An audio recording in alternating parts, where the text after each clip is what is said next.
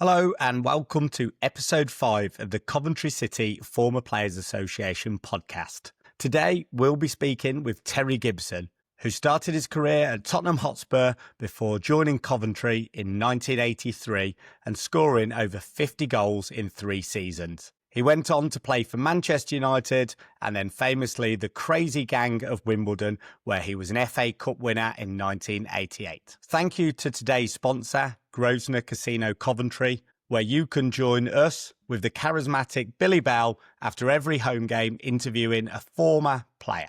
Please hit like, subscribe, leave us a comment, and we'll keep bringing you these brilliant podcasts as the season goes on. For now, without further ado, introducing to you Mr. Terry Gibson. Let's go sing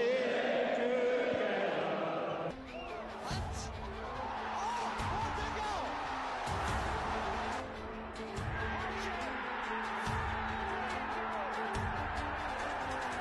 Gushalma scores! The Sky Blues are sky high. Will I still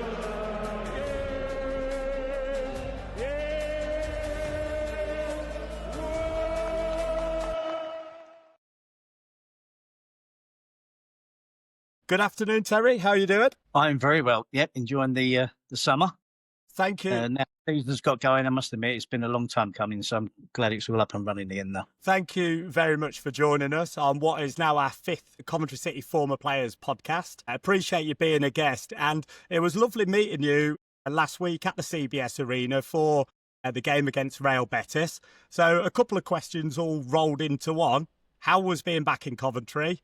And what do you think to the setup at Coventry and the current crop of players that we've got? Well, as always, it's always a pleasure to come back to Coventry. It always has been, whether it's Highfield Road or the latest stadium. I'm just so warmly received by everybody, and it's a real pleasure. If I ever got the bit down in life, Coventry City is a place for me to visit because it does cheer me up, keep me upbeat and happy. And it's still a pleasant surprise that people remember me and remember me fondly and treat me so well. So it's always a pleasure to come back. And the current crop, after coming so close in recent years with the heartbreak involved, we're all hoping for better this year and to finally get across the line and get back up into the Premier League where Coventry City belong. And as for the stadium is different class. And the support is just incredible. It really is. And, I often complain about the lack of noise at games now. And, that includes the Premier League as well. People know that I do work a lot in Spain, and the noise in Spain is better than what we get in the Premier League.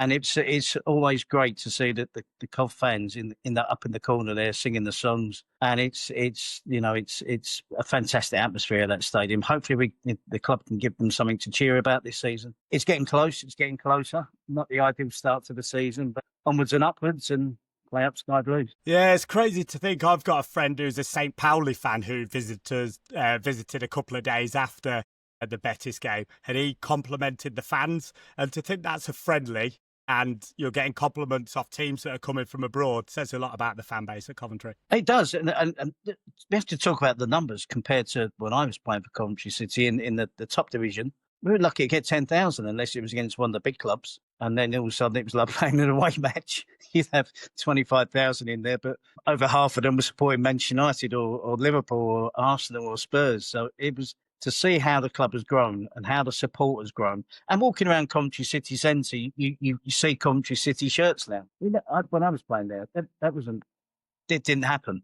And I can remember one game, we turned up at the training ground on a Saturday morning to go to Old Trafford for an away match. And there's about 6 coaches there. And when we got on our bus, we said, got some great support today. It was from Manchester United fans going from Coventry. And they were going up to Oxford. It was bizarre. So to see how the support is now, as I say, compared to when I was playing, it is chalk and cheese. We had a small, loyal fan base. But now, when you go there, and the atmosphere is electric, and the chanting and the support is fantastic. Well, Terry, you were a big part of growing the fan base yourself. Part of a great time in Division 1. We are going to rewind a few years now and go back to a little bit before you joined Coventry. Actually, Terry, you were born 1962, and you joined Spurs and played your first games for Spurs as a 17-year-old in 6 days, I believe, when you made your Spurs debut. Yes, I was. It was a dream. I mean, still am a Spurs fan. Was a Spurs fan as a kid. All my family was Spurs supporters, uncles, cousins, my dad. Jimmy Greaves and Steve Perryman were the players back in the day that they all idolised. So likewise, I did. And to go to the club as a 14-year-old initially, and then sign schoolboy forms, and then eventually bunk off school for a whole year when I was 15 to be a pretend apprentice because I wasn't very good at school. I was okay, but my concentration and focus was on being a footballer, and being invited to train with Spurs 3 or 4 days a week during the day, as opposed to going to school, was an attraction to me, as it would be to most 15-year-old kids. So I left school with no qualifications. Looking back now, it was a risk, but thankfully it paid off, and I eventually signed apprentice form. So I left school in about the April, towards the back end of the season, and then at the summer, and then come back pre-season as a proper apprentice professional. Within 3 or 4 months was making my first team debuts. I had to put the autograph book away because I was constantly getting the players' autographs because they were my idols. Then all of a sudden I was sharing a changing room with them and walking out the tunnel of White Hart Lane, playing against Stoke, making me debut, and then 2 big games against Manchester United in the FA Cup. So it was a wonderful experience at the time, and it's still look back fondly on it to think that I was playing so young, so small, weighing about 3 stone lighter than I am now. 5'4", getting knocked about all over the place, but given as good as I could get, and it's well. Crazy. So what sort of players were you sharing the pitch with? Who were the ones you would have had the autograph book in front of 1 minute and then playing alongside the next? Glenn Hoddle, Ozzy Ardiles, Ricky Villa, Steve Perryman. So that type of player, it was the beginning of a really good period for Spurs. They'd been newly promoted. They had been down in the league below. Newly promoted. They signed Ozzy and Ricky on their first season back in the top flight, and then that was their second season that I broke into the first team for the 3 games. So it was, I was like every other Spurs fan. When we signed Ardiles and Villa, it was, that's quick. Back in the day, we didn't have internet, couldn't find out. We briefly remembered them from the World Cup, particularly Ricky. Ozzy was obviously featured heavily in the team that won the World Cup, and it was an incredible time. And as I say, that was the beginning of. My misfortune was that they, as a 17-year-old, they then went and signed Steve Archibald and Garth Crooks, who went on this incredible run, formed a brilliant partnership for 3 years, which led to me not getting as many games as I would have liked. And then other centre forwards were being bought. Spurs were a big club, but spending a lot of money on players. And that's when I eventually got cheesed off and thought, do you know what? I want to be important somewhere. I want to have a better chance of playing first team football. And I saw my sort of future elsewhere. Well, you played 18 games for Spurs, 4 goals, I believe. So you've always got those memories.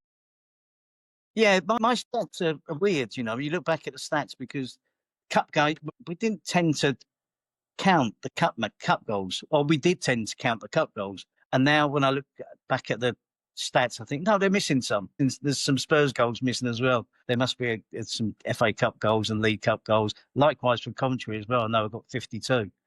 In just over 100 games. I think it's 40 league games, but we never differentiated from, at that time, how many goals you got in the league, how many goals you got in the cup. It was just a total. I'm stato. I know 19, 19 and 14. That was 2.5 seasons at Cov. Well, please correct me when I get some stats wrong then, because there might be a couple of goals I've chalked off here on my research, but please stand corrected. But still, you've scored a few goals for Spurs. You moved on. You went and played in Sweden for a little while as well, in the 2nd division in Sweden.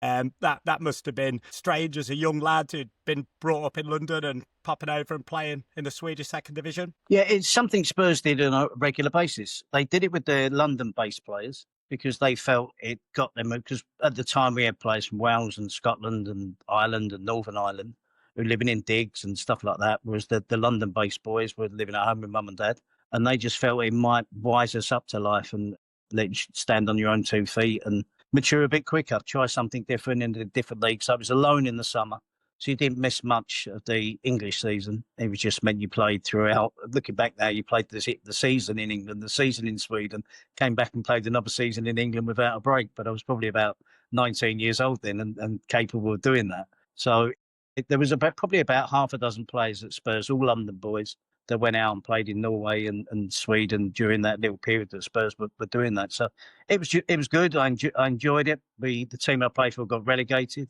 I scored the only own goal of my career, which ultimately got us relegated. Although we were pretty bad, and that was about 6 games to go. But it confirms relegation, and since then I never went back for a corner. Oh, I got a last-minute shout from the coach, get back. As I was running back, I did a diving header and it flew into the top corner. So I never went back for a corner. That'll teach him to ask you to go back and defend. But I definitely didn't have that one in my stats. So you've stitched yourself up with that one. So Coventry is Bobby Gould that came in to sign you in 1983. Bobby, who I imagine you had much more time with in your career afterwards as well. So how did it come about? How did Spurs break it to you, and how did you feel about moving to Coventry back then? Well, it was the situation for me was I was out of contract at Spurs, and rather it still irritates me, to be honest, now that when I was out of contract, Spurs could retain you, or any club could do that in those circumstances. It was a few years later that became a thing where if you was out of contract, you couldn't agree terms, you were entitled to leave for free. But at the time, Spurs made me I played quite a lot of football in my last season at Spurs in the first team, and they offered me a 1-year deal with a £50 a week rise, and I got a letter through the post. So I dismissed that and took the got the with that. I felt I deserved 2 years, not so much the £50 a week rise, a little bit more security than another season, because going through the last season of a contract it does make you anxious. You don't know what's around the corner, injury or loss of form, or you fall out with the manager. So I just wanted 2 years, and they didn't budge. I didn't budge, and asked for a transfer. And then I played a pre-season friendly for Spurs, for the reserves, a team called Lewes down on the south coast near Brighton. And we won 6-4 and I scored 5. And I went in on Monday morning thinking, I wonder if I wasn't desperate to leave, but I was hoping for longer. I was hoping for them to change their mind. And I went in on the Monday morning thinking, I wonder if this has got me involved, maybe with the first team, maybe the manager might give me another year. And he just pulled me to the side and said, we've had nothing for you. There was 2 offers, one from a club in Belgium and Coventry City. As things transpired, Bobby Gould's brother was manager of Lewes, so he must have put a good word in for me. But perhaps Bobby said, keep an eye on me and let me know how I did. The fact I scored 5 goals meant that Coventry offered £70,000. I went on the Monday morning. It was a Monday morning, left the training ground, went home, drove straight to Coventry, told my wife that I'd just go up and have a chat, won't make any decisions. And when I got there was about 8 players training. There literally wasn't enough for a team. And we're talking 6 days before the first game of the season. And I thought, where is everybody? This can't be it. And it was. There'd been a mass exodus of players under Dave Sexton had left with him. Their contracts were up in similar circumstances. And Bobby Gould was having to assemble a team in a pre-season, literally assemble a team. I looked at it today and there was 14 new signings that season. And most of them came in the summer. And Bobby said to me, look, here's the offer. It was a 3-year deal as opposed to the 1 year at Spurs. He guaranteed me I'd be starting the season up front. And he said, but if you don't sign, literally, I've got to go out and get another one this afternoon. I want you'll be playing at Watford at the weekend. I need a decision in 10 minutes. And I couldn't bring my wife, pre-mobile phone days. Went outside the office, paced up and down. Within 5 minutes, went back in and said, I'll do it. Drove home. By the time I got home, it had been on television. I still hadn't spoken to her. And when I got there, she was breaking down in tears. We've been married a year, and before you know it, we're moving house. And literally the next morning, packed up a car and drove up to Coventry and got a hotel for 3 months and playing the first team at Watford on the Saturday. I've looked at the players that were around at the time: Ian Butterworth, Trevor Peake, Mickey Adams, Sam Allardyce, Stuart Pearce, Harry Roberts, Mickey Ginn, Lord McGrath, Dave Bennett, Peter Horman-Schuck. Some a good team. Given that there was only 8 there when you signed, we were putting a good team together. And one of the things that I'll chat about now is how the 87 FA Cup winning team was sort of built over the time you were there. But some good lads to play with. There was, and as I say, at that 14, I think 10 of us arrived around at the same time, and we were all living in the hotel up at Walsgrave, in the post house, I think it was. And all 10 of us were staying in there for the first few months. And we did get a little spirit together, and we got off to a really good start, which helped. And then 1 or 2 more additions came during the season. Stuart Pearce, I think, joined later on. But when I joined, I think Trevor Peake was probably the only one that was from the area, so wasn't living in the hotel with us. Mickey Ginn was, and Sam Allardyce, Dave Bamber, Graham Wiggin, Nicky Plattner. The list goes on. Brady Abramovich was the goalkeeper. He came in as well from Notts County, I think. And it was the whole group of us living in this hotel. And I think it helps. It helped the fact that we weren't just turning up for training for a couple of hours a day and disappearing again. We were there all the time throughout the week. You got to know each other really quickly. And it led us to getting off to a memorable season. We flew out the traps. We surprised everybody. A lot of those players, me included, I'd played for Spurs, but not that many games. But people like Trevor Peake, people didn't know too much about him. Peakey came from Lincoln, Ginny from Peterborough. Dave Bennett had a bit of a career at Manchester City, but I think we got him from Cardiff. Nicky Plattner, Graham Withy from Bristol Rovers. Mickey Adams, I think, came from Gillingham. Bobby showed then what I grew years after to know that there was no one better at finding talent than Bobby Gould. No one. And he did it again at Wimbledon. So he helped assemble that 87 cup winning team for Coventry, and he did it the 88 team for Wimbledon as well. Half of that team were Bob's guys. So in terms of spotting talent that people missed, not recognised, Bobby was a godsend to Coventry City and Wimbledon. Well, you told me a brilliant story when I first met you last week about playing at Highfield Road, parking your car as close as you could to the ground, and a couple of the players we've mentioned there, Ian Butterworth and Stuart Pearce, having people waiting there to snap you away. So tell us a bit more about that. We didn't have a car park at Highfield Road, so we got there earlier than most supporters. To be honest, we would be there an hour and a half before kickoff, an hour and 45 minutes, maybe 2 hours before kickoff. So the streets around the stadium were quite accessible for us to find a parking space. Everybody knew this, and looking back now is ridiculous when you think about it. But Ian Butterworth and Stuart Pearce parked their car, were walking up the street, and Brian Clough's assistant manager at Nottingham Forest, can't remember his name, approached them and asked them if they would both be interested in transferring to Nottingham Forest as they were walking up the road to the stadium. They both came in and told the story separately. Stuart told his first, I think, and Ian Butterworth went, exactly the same just happened to me. Eventually, they both did leave. That sort of period for Coventry, when I was there, I played up front with a ridiculous amount of strikers. I was there 2.5 years. I think we had 3 different chairmen, 2 managers. It was just like a revolving door, which kind of hindered the progress. And the mentality of everybody believed that they were going to be the next out the door, the next to be moved on, or if you did well, you were going to be sold. So it wasn't good for stability, but ultimately it did change. And some of those that joined when I did went on to play and have an unbelievable day in competition in winning the FA Cup. Yeah, well, your first season was brilliant. Am I right with 18 goals? Did you say it was 19? 19. I've missed one then.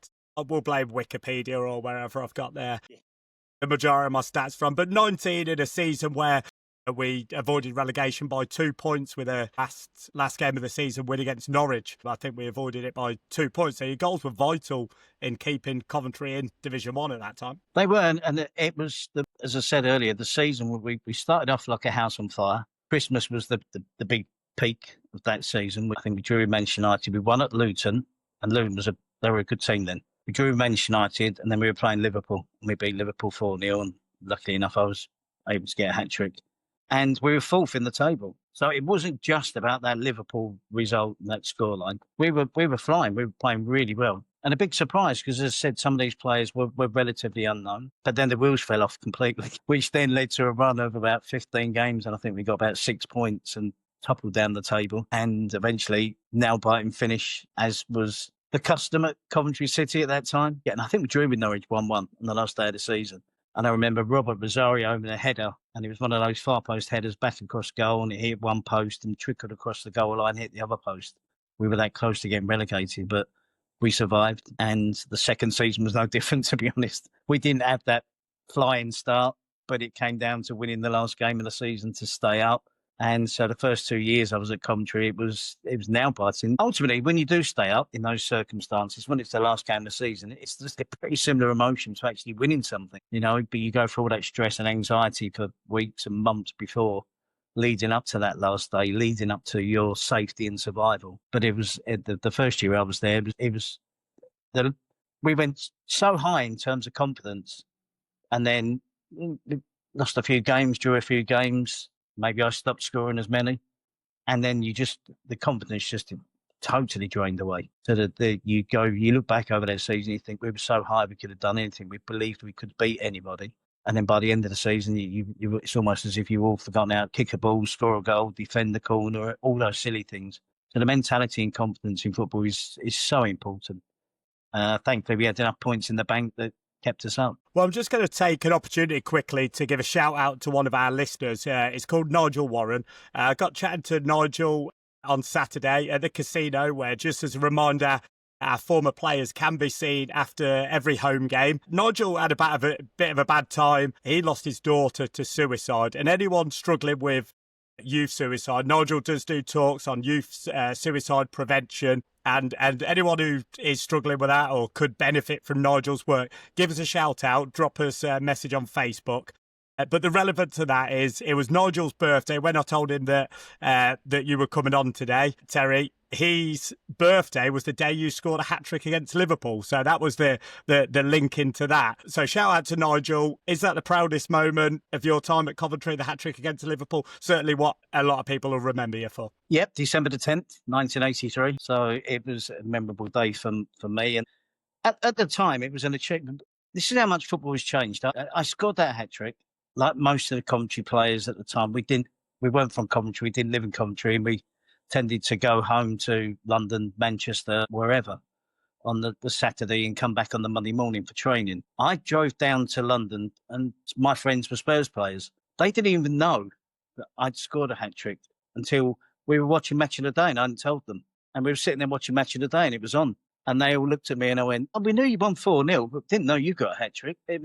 News didn't travel that fast then. My dad used to drive up from London to the Watford Gap service station to buy Sunday papers because there was no reports in London on Coventry matches. So news didn't travel fast. Now it's nationwide. You can see everything whenever you want. You can keep an eye on the scores, the games are going on. But back then it was, we knew you won 4-0. We didn't know you'd scored a hat-trick, and I didn't tell them. So what's nice about it was nice at the time.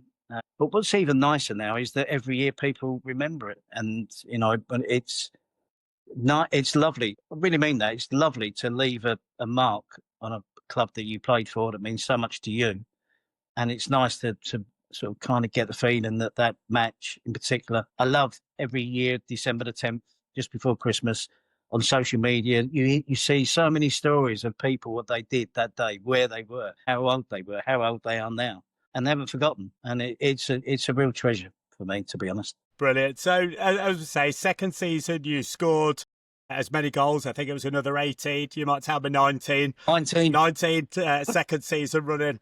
A few more players were joining: Kirk Stevens, Steve Grizovic, Brian Kilcline, Cyril Regis. Again, starting to put the FA Cup winning team together here. You played a few times with Big Cyril. One of my questions from that, it doesn't happen so much more, the little and large striker partnerships, which I'm sure that you benefited from at many a club over the years. How did that work for you, and why don't we see it at all anymore? I don't know. Every year I go into the season hoping that it's not just little and large, it's two. You don't see two strikers anymore, a pair. Very rarely do we see it. And it's one of the things that really irritates me, to be honest. I think centre-halves have a far too easy job nowadays. They mark in one striker between the two of them. Sometimes there's three of them, and they get a defensive midfielder sitting in front of them, marking anyone that drops a little bit deeper. So I'd love to see. It was a necessity for me, to be honest. I'm 5'4", and playing with a minder up front was a feature throughout my career. So, it's for flick-ons and me running in behind. It complemented. Most teams had that type of strike partnership, to be honest. A big and a small one, a sharp one, a quick one that could hold the ball up. And it was, I probably went through 10, 12 strike partners at Coventry. Cyril eventually became the main one, but the list goes on. I remember playing in a pre-season friendly with Charlie George when I first joined the club. I think Tommy Langley came for a trial period.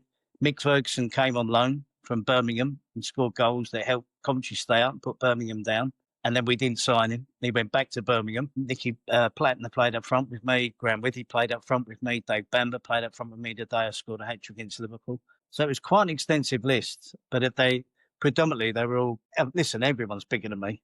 The fact that if you were 5'8" and playing alongside me, it'd be a little and large partnership. The fact they were all Cyril was probably one of the smaller ones. To be honest, that's the first thing that struck me with Cyril. We knew how powerful he was, but he wasn't 6'4". He wasn't like Mick Ferguson or Dave Bamber or one or two others. Cyril was probably around the 6 foot mark, but it was a pleasure to play with him. I mean, he had a tough time when he first came. It was a surprise transfer. Him and Peter Barnes came at the same time to England internationals, joining Coventry City. It made the national news, to be honest. It was a big story for Cov. And it took Cyril a while to settle. He probably didn't settle until after I left, to be honest.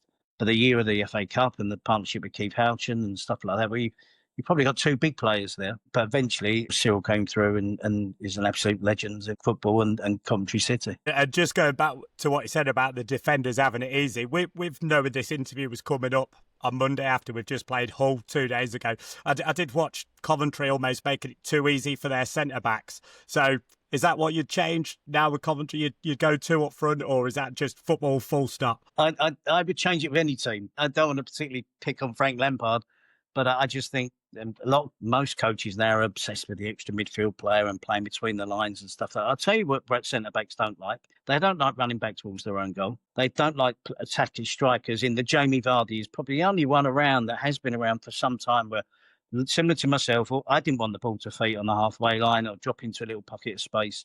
I wanted to run him into the grass and behind the centre-backs. And I just think, if you've got that and you've got creative midfielders that can find that pass, I'm not talking about lumping it from back to front every time you get the ball.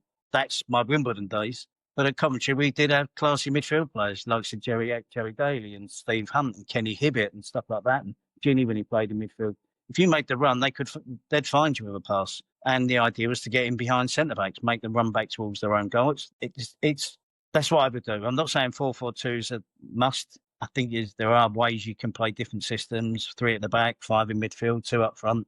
But try and get that partnership back and cause havoc to defenders. Please. Not just Cove, everyone. Yeah. So you were well on your way to equaling the goal tally of 19 for your first 2 seasons. You'd scored 11, 12, 14. 14. And when the move came. So you would have got 20 that season, surely, wouldn't you? I would have hoped so. It was January when I left to join Manchester United. So I was on schedule that was why I was desperate to do 2 things. I wanted a 20-goal season. I'm joking, but I'm not joking when I say that. My dad kept scrapbooks, as I said earlier, the story about him driving up north to the Midlands to buy Midlands-based paper, Sunday paper to get a report to keep my scrapbooks on. All these figures, trust me, they're right. Yeah, I would have. I like to think it was unsettling. I'd been told I was going to be leaving the season before. Actually, before the 3 games that we won at the end of that season to stay up, I was told I was going to be sold. Clubs had come in for me. I knew one was Spurs. It was going to be difficult to do a deal. The manager had gone. They didn't want to pay a lot more than 70,000. I think they went up to 200,000, which is still a decent profit. But I knew that was never going to be enough. And eventually it led to Manchester United, I think, offering 650, and Brazil was part of that 650 in a swap. So it wasn't an easy choice to make when I was eventually told, but I knew it was coming. To be honest, I knew that Manchester United were interested. I knew that the circumstances at the club with the different chairman and money wasn't flowing through the club, to be honest. And a profit like that on a player was always going to be an attraction. So I kind of assumed at some stage they were going to sell me. Well, what we're going to do there, Terry, it's been great listening to your time at Coventry. We're going to take a short break. When we come back, we'll listen to the end at Coventry, your time at Manchester United. I'm sure everyone is as keen as me to listen to your time at Wimbledon and then what you've been doing after the football. So a shout out from our sponsors who are Grosvenor Casino. We'll listen to those and we'll be back after this short. Good evening, ladies and gentlemen, boys and girls, and welcome to tonight's podcast, kindly sponsored by the Grosvenor Casino, which is the home, as you can see, of the Coventry City Former Players Association. My name is Billy Bell. I work here as a matchday host. Please come down and see us before and after a game, where you can meet your former favourite, have autographs and photographs taken. Again, thanks Terry, and thank you to the Grosvenor Casino. Thank you. And welcome back. We've loved hearing about your time at Coventry, Terry. But like you say, it did come to an end. It was Manchester United that you went to. I've got a fee of 650,000, signed by Ron Atkinson. Who broke that news to you at Coventry? Was it a decision? You said that maybe Coventry needed some funds. Did you have any say in the matter? I did get a phone call. Peter Barnes, who had a bit of a disaster at Coventry, to be honest, joins us from Leeds. Out of the blue, got a surprise move to Manchester United because Ron Atkinson had been his manager at West Brom, I think. And Barnesy rang me and he said, would you be interested in joining Man United? The gaffers asked me to give you a call. So I kind of knew that United were keen. And literally, again, very similar to the move from Spurs to Coventry into training one day and being pulled to the side by Don Mackay as the manager to say, we've accepted a deal. You don't really have a lot of choice in the matter, to be honest. We've accepted a deal. The Coventry were happy that they were getting Alan Brazil on a swap and getting 300,000 cash as well. So it wasn't really for me to turn around and say, no, I want to stay. Of course, you're going to be attracted by Manchester United, but it's a given. I'm sure people do understand that when they'll go up there, they ask you how much you're earning, and they go, right, we'll double that. And I think he's told them more. It was that type of negotiation. There's not a lot of negotiation. I remember being around the table with Sir Matt Busby, Martin Edwards, Ron Atkinson, and just being told what they were going to give me and walking out the door and thinking something didn't feel right. It just felt, I didn't get that warmth that I got when I came up to Bobby Gould at Coventry and him giving me the chat about how much he wanted me and what my job was going to be in the team. I never got that. But because I was going to turn down the opportunity to move to Old Trafford. And again, similar circumstances. Next morning, you're packing a car up, driving further north, heading into another hotel, joining a new team, hoping you get off to a good start. Confident move. Because and where did your dad have to drive to get the Manchester papers? He didn't. No, he trusted me to buy them and keep them. So, I mean, I have to mention your shirt as well. It's another story that some Cov supporters. My cousin, that shirt, my cousin was married to one of the players at Coventry City, Seeley. And I was desperate for him to, and Les nicked a lot of things. If there was anything to be tucked away to the side, Les would get it. And I was desperate for one of those shirts. And he never got me one. Bless him. Obviously, so it was a nice, I didn't kind of know what was going on at Cov because of Les used to play for my dad's Sunday morning football team. Got invited up for trials at Coventry, school holidays and stuff like that, become an apprentice and a professional. Coventry was in complete strange to me when they came in for me. Likewise, when I went to Manchester United, they've been trying to sign me. It's a mystery to me. When I was 14, 15, 16, 17, they were desperate to sign me, Man United. The fact I was a Spurs fan led me to sign for Spurs. It's a mystery to me when I wanted to leave at 19, when I went to Coventry, why Manchester United didn't sign me. And then when it came to leaving Coventry eventually and going to Man United, then they finally, from their perspective, got their player. But it was the wrong move for me. I went there full of confidence, as you say, hoping to get 20 goals. It took me a year to make my home debut, to start a match. So that was the following January. I played 3 games that season. For the rest of the season, I only started 3 matches. One was at Liverpool away, one was Newcastle away, and I got stretchered off in the first half. And I think one was at Leicester. I didn't play. I just never got opportunities. When I did, I was coming off the bench for 10 minutes, sometimes playing in midfield, sometimes playing on the wing, and the whole thing just never got going. I look back now about how important it is to buy a player and not change him. When I came to Coventry, Bobby Gould, that's exactly what he didn't do. He let me play my natural game. When I went to Manchester United, for some reason, they bought a player and then tried to change me. I played up front with Frank Stapleton and on Whiteside, and they thought I was like them. No one passed the ball in behind. Everything was up to your body, into your feet. Then you had to hold on to the ball, wasn't a strength of mine, hold off big defenders, lay the ball back, and then you get midfield runners like Gordon Strachan, Jasper Olsen, Brian Robson, Moses, people like that making runs from midfield. Norman Whiteside eventually played in midfield as well. That wasn't my game. No one was looking to play that ball in behind. Whenever I got an opportunity, I always felt like a square peg in a round hole. And I always wondered why Ron bought me. He knew the type of player I was. United knew what I was because they've been trying to sign me for 6 or 7 years.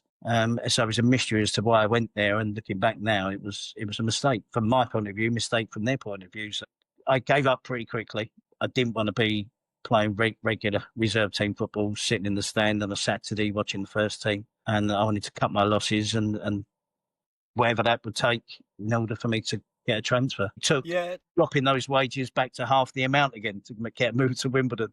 So and didn't quite work out. I think it was 1 goal in 23 games, if my stats are right. Yeah.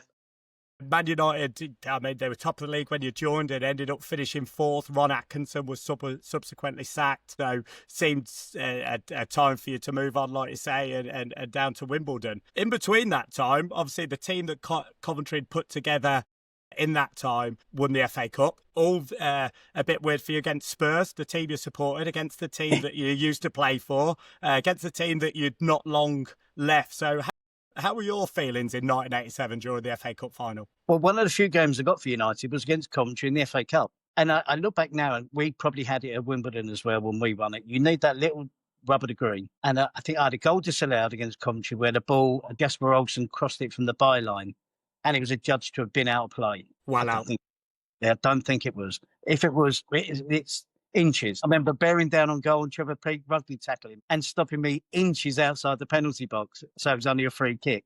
The pitch was covered in frost on one half of the pitch and mud on the other half. And these are no excuses. These are reasons why you win an FA Cup. We probably had it at Wimbledon. You don't realise when it's gone your way, you forget about those things. But you do need the rubber to green. And can you imagine how miserable I was watching Spurs against Coventry, the two teams I'd left? I was depressed about not playing football at Man United, and it was tough going. I have to be honest, I wished I was at Coventry still. I'd only left a year before that. We weren't getting anywhere near winning trophies or getting to having a good run in the FA Cup or a League Cup. So whilst I had lots of friends still playing, for me personally, at that time, thoroughly depressing.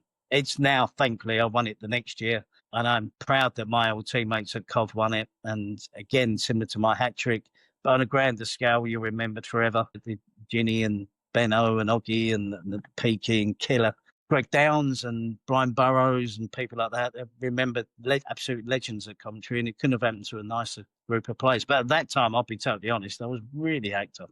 Yeah, I can imagine. Great looking back in hindsight, knowing that you won the cup the year after with Wimbledon. So who were you supporting in that final, or did you avoid it? No, I did avoid it, actually. We were end of season tour in Malta with Manchester United, and we had a game the same time. So I never saw the game live. I don't think I even played in the game. I was on the bench. There was a load of us on the bench, and we were getting the scoreline, and that was about it, really.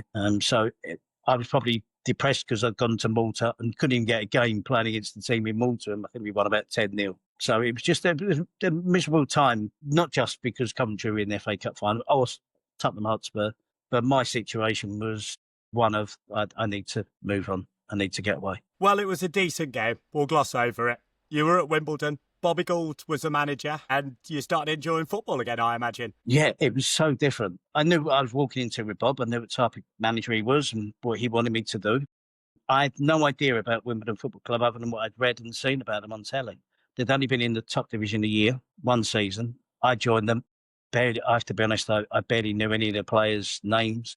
I wasn't too familiar with them. Live football wasn't on telly every week. They were very rarely featured, obviously for obvious reasons, on Match of the Day. And it was an eye opener. Signed for Bob. We met at a pub in Wimbledon Village, which was really nice. It was a chance to move back to London, miles away from my part of London. And he took me and my wife into a pub, lovely pub, Wimbledon Village. I agreed the contract, huge drop in wages again, to come back to pretty much what I was earning at Coventry to go to Wimbledon. That had to be done, and I was more than happy to do it. I needed to play for a manager that believed in me, and Bob did. Then he took me to Plough Lane, and I thought, Jesus Christ, no wonder he took me to a nice pub in Wimbledon Village. It was, what a dump. And then it got worse, because when I went to the training ground the next morning for my first day, it was worse than the stadium. So I laughed, I chuckled. It was important for me, the opportunity to play first team football for one of the most unique football, not clubs, but teams ever. I mean, it was a non-league stadium, diabolical training setup, training ground, and players that had come through the ranks or players that came through the lower leagues, the players that came through the ranks had come through the divisions, playing this unique style of football. And all I kept getting told, every time I questioned something, it was, I don't know if you're allowed to swear on this or not, I don't know. But go on, we'll try it. Dennis Wise used to say, Gibbo, just stick to the fucking programme. That was it. It was like, don't even think about doing anything different. And that's what it was. And I quickly adapted. It was functionable football. It was aggressive football. It was direct football. Training, that they were the fittest group of players I've ever came across in my life. They loved hard training sessions, whereas everybody else, everywhere else I've been, that was, God, are we really doing a cross-country run? That lot lapped it up. It was a chance for them to race each other. It was a chance for me to eventually take shortcuts and climb through bushes and stuff like that, because there was no way of training as hard as that lot and keeping up with that lot. I was all about short distances and sprinting. They were mad for it. They believed in the system. First game was at Derby. We won 1-0, and I just couldn't believe the reception that we got. It was awful, diabolical. I understand it, but it was a shock for the system that we were hated that much by every team we went to. It took some getting used to. As I say, the direct football, the direct style of a play, the intimidation that came with it. I'd like to say it was fun. It was fun because we beat teams and were good. Even the year we won the FA Cup, we finished 7th. There was an arrogance about the place that shouldn't have been there, because it had no right to be. We had the lowest budget in the league, the lowest paid players, but we believed we could beat everybody, and we did. And, it wasn't unusual for us to win at Old Trafford and Anfield and to beat Liverpool at Wembley and regularly beat Spurs on a regular basis. It was hard work. The enjoyment came from results and success. But I never trained at Wimbledon and thought, oh, this is fun. This is enjoyable. It was like being in the army. It was a slog day in, day out, but it paid off. And obviously some great memories there. And for maybe have to explain to any of our younger listeners, this was a side known as the Crazy Gang, and it was exactly that. It looked a crazy time. There seemed to be a lot of pranks, a lot of jokes, a lot of stitch-ups. What was that? What was that like to be a part of? It was annoying, actually. I was part of it. I played more than my fair share nailing players' shoes to the bench in the changing room, and him flashing off these shoes and then coming in and going, and they were nailed to the bench. Set 5. Eric Young famously came in. We used to have to take our own kit to training. There wasn't laundry, and we had to look after our own boots. And Eric Young used to bring every day his Brighton and Hove Albion bag, the club he'd left. So and he had these terrible leather jackets. We put that in the bag, and we set fire to it in the change room. While he was out training, me and Vinnie Jones set fire to it. And it was rubber, and the smell and the smoke was, alarms went off, firemen turned up, but Vinnie had to pick this ball of flames up and throw it out the window into the field outside, and everyone wondered what was going on. I remember having a broken ankle and having surgery and being told that I probably didn't have a very good chance of playing again. I was 26, and I went to, after my surgery on crutches and plaster and all that, I went with the team up to Everton to watch support them in a cup match, I think it was. And whilst I was at dinner, famously, you had to guard your room key, otherwise your room got done. I was struggling around on crutches with my leg in plaster, and they took it and trashed my room. And I thought, cheers. I came up, I'm in plaster, I'm on crutches, in plaster. I thought I might be allowed a free hit. No, all clothes thrown out the window, mattress out the window. Nothing like support for your teammates when you're struggling with injury. And exactly. At least you still felt part of it. Dropped my guard and paid heavily for it. There were times when it was annoying, but by and large, it was food fights every hotel we stayed at. We were banned from hotels and stuff like that. It was the ghetto blaster. We were the first team to have the ghetto blaster. And walking into stadiums and having Spurs in particular, taping up all the plugs so we couldn't plug it in, but we had batteries. And it was Terry Venables. It was really got under his skin. And he put up signs in the change room and in the tunnel saying that the playing of loud music is strictly prohibited. As if that was going to... Of course, it went louder and louder. So they were, at times, it was an obnoxious bunch of players, but they weren't looking for adulation from the press and the media. They were anti them. They knew that the media didn't like us. We weren't looking for gratification from them to say, oh, this and that. We just didn't. You quickly got on board with us. Everybody hated us. We literally didn't care. And if Coventry were the biggest underdogs that won the FA Cup in 1987, Wimbledon came along and must have doubled that couldn't have been expecting to beat Liverpool on that day. Tell us a bit about that, and especially lining up in the tunnel, which is a famous part of the game. Yeah, I mean, when we did believe we would beat them, it was kind of 50. You had this dark side of you that we all did. They were so good, Liverpool. The whole country wanted people. Over the years, people have got fond memories. Oh, I wanted Wimbledon. At the time, we recollect it. Everybody wanted us to get beat. Every newspaper was asking Liverpool to do football a favour and thrash us. Not just beat us, thrash us. So we knew what we were walking into. We knew we were playing probably the best team in Europe at the time. They did beat Nottingham Forest 5-0 in a league match. Nottingham Forest, who they beat in the semi-final, I think we're going for the league title, and Liverpool smashed them 5-0 about 3-4 weeks before the final. We were already knew we were playing Liverpool. We went in the next day and we thought John Barnes was ripping the place up, and Hanson was doing this, and Ray Houghton was doing that, McMahon and all those players, Peter Beardsley, and we thought, Jesus. And we literally had a team meeting that day with Bobby Gould and Don Howe telling us the map of how we were going to work to stop them. And when the first explanation was, we are the most opposite to Nottingham Forest. They probably had the most well-behaved, well-mannered football team in the division, and we were the worst. So we weren't going to let Liverpool do what they did to Forest. And for 3 or 4 weeks, although we had league matches, I think we finished 7th in the end. We were programmed to playing against Liverpool. And I, for the only time in my career, I had to play as a man-to-man marker on a central defender. So my job wasn't primarily about running in behind. It was stop Alan Henson playing with the ball at the back, and Gary Gillespie. So me and John Fashion, who were determined that we wanted Grobbelaar to kick the ball long, and then our big centre halves would beat Beardsley and Aldridge, and we'd win the knockdowns and stuff like that. So we, again, as I say, it looked like a raggy-ass Rovers, but behind the scenes, it wasn't. It was very well organised, very well coached, primarily by Don Howe. And we went into that game believing that we would at least give them a game. We weren't going to get thrashed. We weren't Nottingham Forest. We were different. And to us, we genuinely had belief that we could. There was this little fear in the mind, though, thinking if they do rip us apart, it could be another 5-0. The way they played against Forest, it could have gone horribly wrong. I watched the game back once, and I went into the match with a hernia, which was operated on the Tuesday after the cup final. I had a broken metatarsal and strained medial ligaments in my knee. So I'd already had one hernia that season, and on my rehabilitation, tore the other side.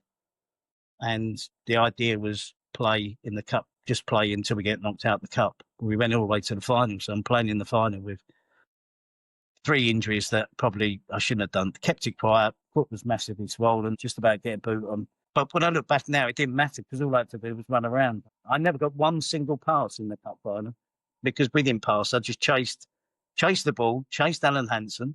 But we had to be unselfish. We had to play our part in doing what we could to beat a fantastic team. So I did enjoy the game. It was an awful game, even to watch. Dreadful game of football. But a very memorable one.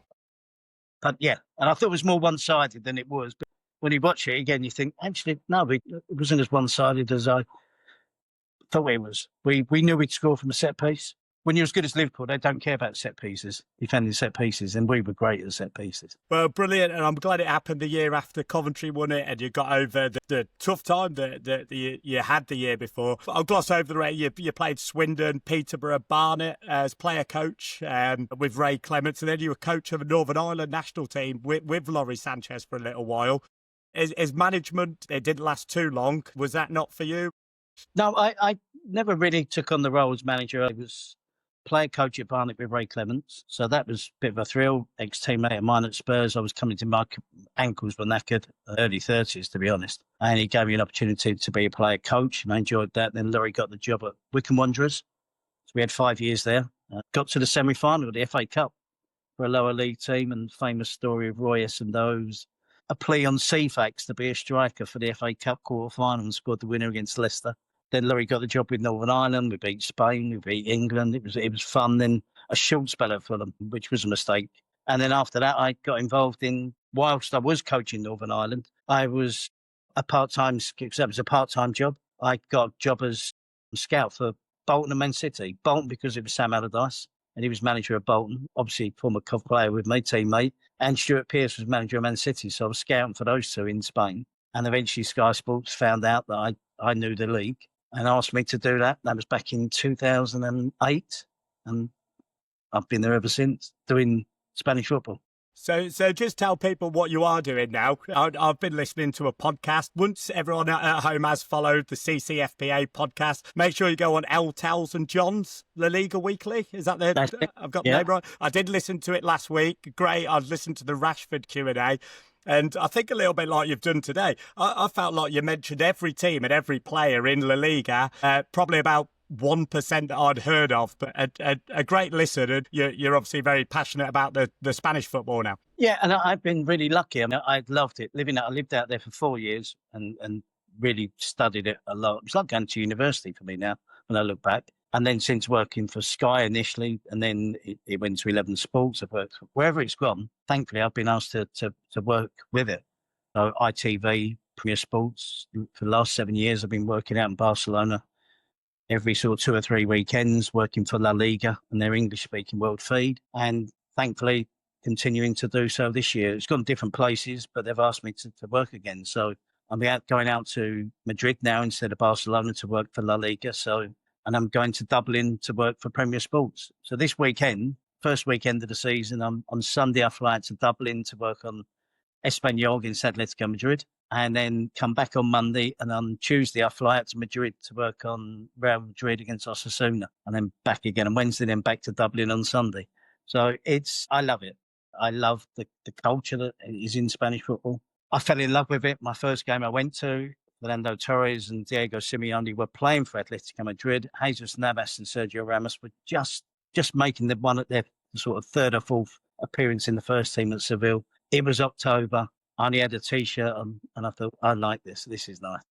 And that became my passion from then on. And I'm asking why you didn't go into management. I'm getting emotional, by the way. I just had a frog in my throat. Yeah, have a sup of water. I mean, I'll say I can understand why you wouldn't want to be in management when you've got that sort of lifestyle and that sort of passion for it. It's more security as well.